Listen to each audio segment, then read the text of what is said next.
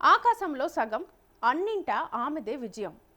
ఆడది ఇప్పుడు వంటింటి కుందేలు కాదు, ఆమె సాధికారత సాధించుకున్న విజేత. తన కోసం, తన హక్కుల కోసం పోరాడుతోన్న ధీర.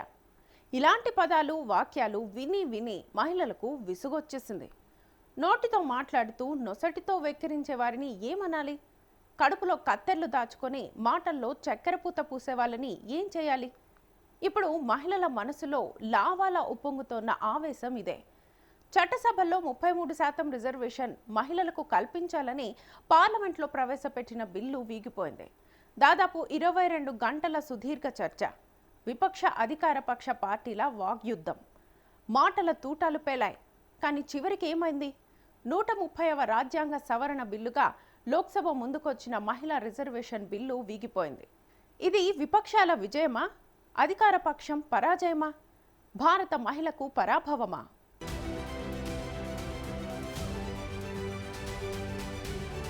ఎప్పటిలాగానే చట్టసభల్లో మహిళా రిజర్వేషన్ బిల్లుకు మరొకసారి అడ్డుకట్ట పడింది. రాజకీయ కారణాలు ఏవైనా ఒక విప్లవాత్మకమైన మార్పుకు మాత్రం రాజకీయ నేతలు మోకాలడ్డుకున్నారన్న అపప్రదను మూటగట్టుకున్నారు. రాజ్యాంగ సవరణ బిల్లును ఆమోదింపచేసి 2029 ఎన్నికల్లో మహిళా రిజర్వేషన్ను విజయవంతంగా అమలు చేయాలన్న అధికార ఎన్డీఏ కూటమికి తొలిసారిగా ఎదురుదెబ్బ తగిలింది. వ్యతిరేక ఓట్లు వేసి మరీ బిల్లు వీగిపోయేలా చేసిన ఘనత విపక్షాలకు, అందులోనూ కాంగ్రెస్కు దక్కింది. సరే, ఎందుకిలా చేశారన్న దానికి సవాలక్ష కారణాలు రెడీ చేసి పెట్టుకున్న కాంగ్రెస్ మిత్రపక్షాల మీడియా ముందు అదే మాట చెప్తున్నారు. మహిళా రిజర్వేషన్ బిల్లు మాత్రం ఎవరికో పుట్టిన బిడ్డ వెక్కి వెక్కి వేడుస్తుందన్నట్లుగా మరొకసారి ప్రభావానికి గురై మౌనంగా రోధిస్తుంది.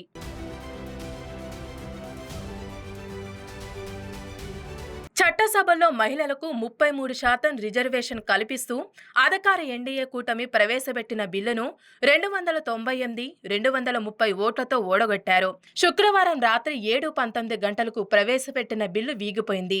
ఓటింగ్లో పాల్గొన్న 528 మందిలో అనుకూలంగా, 298 మంది వ్యతిరేకంగా, 230 మంది ఓట్లు వేయడంతో మెజారిటీ లేక బిల్లు వీగిపోయింది. బిల్లు వీగిపోయినందుకు ప్రతిపక్షాలు కరతాళ ధ్వనులు చేస్తూ ఉండగా మహిళా రిజర్వేషన్ బిల్లు కోసం పోరాడుతూనే ఉంటామని అధికార పక్షం ప్రకటించింది. అసలు విపక్షాలు ఎందుకు ఈ బిల్లును ప్రతిఘటించాయి? ఎందుకింత కసితో కలిసికట్టుగా ఓడించారు? అధికార ఎన్డీఏ కూటమిపై ఉన్న ఆగ్రహమా, ప్రతిపక్షంగా తమ ప్రతాపాన్ని ప్రదర్శించాలనా, లేదా అసలు ఈ బిల్లులోనే ఏమైనా లోపాలు ఉన్నాయా? ఇవే పలువురిని వేధిస్తున్న సందేహాలు.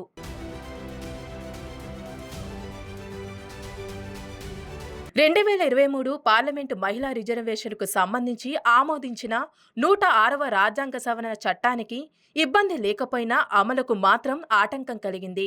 ఇంతకు విపక్షాలు కాదు, కుదరదు అనేంత అభ్యంతరాలు ఈ కొత్త బిల్లులో ఏమున్నాయి? మహిళలకు పార్లమెంట్, అసెంబ్లీలో 33% రిజర్వేషన్ కల్పించే ఈ బిల్లుకు సిద్ధాంతం పరంగా చాలా పార్టీలు మద్దతు ప్రకటించినా అమల్లో మాత్రం విభేదాలు తలెత్తాయి.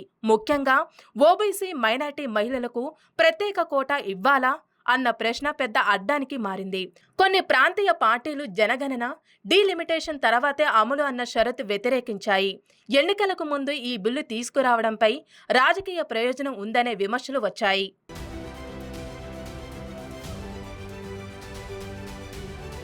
మహిళా రిజర్వేషన్ బిల్లును అమల్లోకి తేవడానికి ఇప్పుడున్న 543 పార్లమెంట్ సీట్లను 50% పెంచి 850కి తీసుకెళ్లేలా రాజ్యాంగంలోని ఆర్టికల్ 81 సవరించడంతో పాటు 2027 జనగణన దాకా ఆగకుండా 2011 జనగణన ప్రకారం నియోజకవర్గాలు పునర్విభజన చేసేందుకు వీలుగా ఆర్టికల్ 334 సవరణ చేస్తూ కేంద్రం తీసుకొచ్చిన సవరణ బిల్లును, డీలిమిటేషన్ బిల్లును విపక్షాలు వ్యతిరేకించాయి.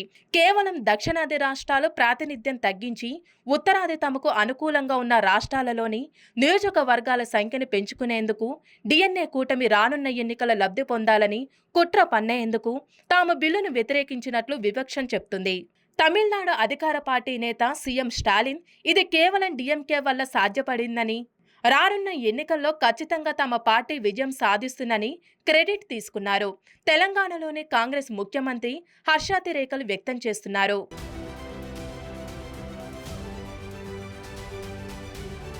2027 జనగణనతో పాటు కులంగణన కూడా ఉంటుంది. కాబట్టి దాని లెక్కలు తేలినాక ఓబీసీ కోటా కేటాయించిన విపక్షాలు పట్టుబట్టాయి.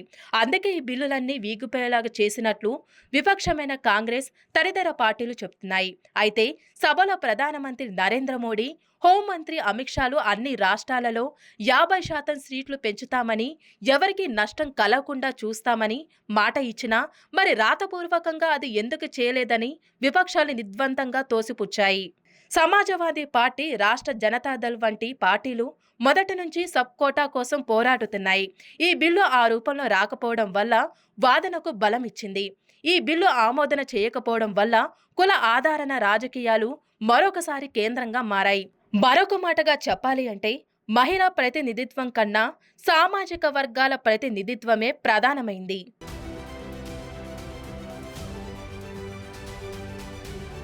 కారణాలేవైనా మహిళల రాజకీయ ప్రాతినిధ్యం పెరగాల్సిన అవకాశం మరోసారి వాయిదా పడింది. ప్రస్తుతం లోక్సభలో మహిళలది 15% మాత్రమే. ఈ బిల్లు అమలైతే 33%కి చేరే అవకాశం ఉండేది. మహిళల ఆశలకు, ఆకాంక్షలకు ఇది పెద్ద దెబ్బ. అయితే ఇక్కడితో ఈ పోరాటం ఆగిపోదు. మళ్లీ సవరించిన రూపంలో బిల్లు వచ్చే అవకాశం ఉంది. జనగణన, డీలిమిటేషన్ తర్వాతే అమలు చేసేలా ఒత్తిడి పెరగొచ్చు. మహిళా సంస్థలు, పౌర సమాజం నుంచి ఉద్యమాలు మళ్లీ మొదలు కావచ్చు. మహిళా రిజర్వేషన్ బిల్లును విడిగా ప్రవేశపెట్టి ఉంటే ఈ ఇబ్బంది ఉండేది కాదని, అన్నీ కలిపి ప్రవేశపెట్టి కేంద్రం దెబ్బతిందని పరిశీలకులు అంటున్నారు.